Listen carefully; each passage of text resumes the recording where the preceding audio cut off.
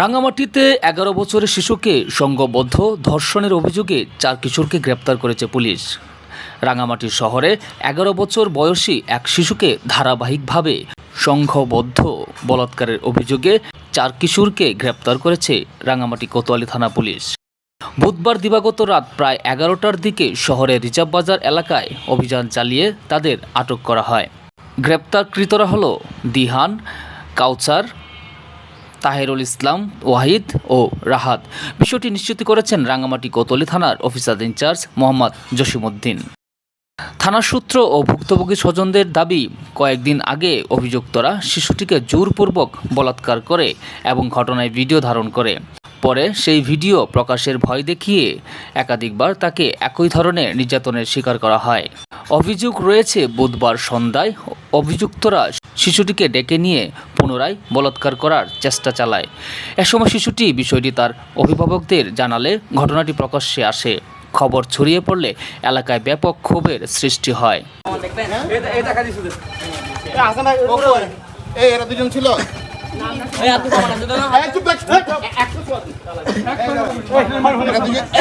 পরে সংবাদ পেয়ে রাঙ্গামাটি কোতোয়ালি থানা পুলিশের একটি টিম ঘটনাস্থলে গিয়ে ভিকটিমের দেয়া তথ্য অনুযায়ী অভিযান চালিয়ে দিহান, কাউসার, তাহিরুল ইসলাম ও মোহাম্মদ রাহাতকে গ্রেপ্তার করে থানায় নিয়ে যায়।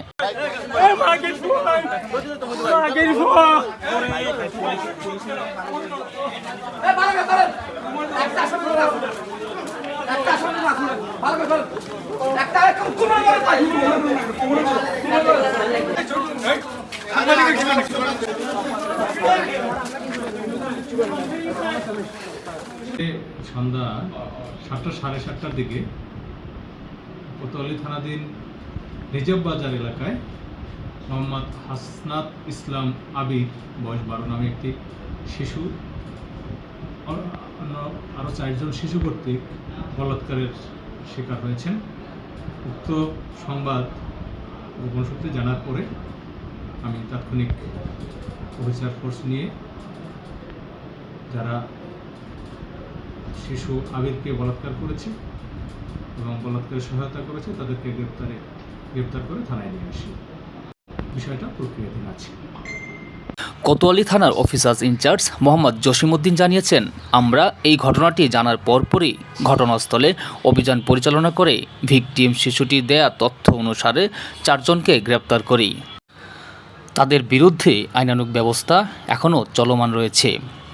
রানা আলিফ, Echo 24।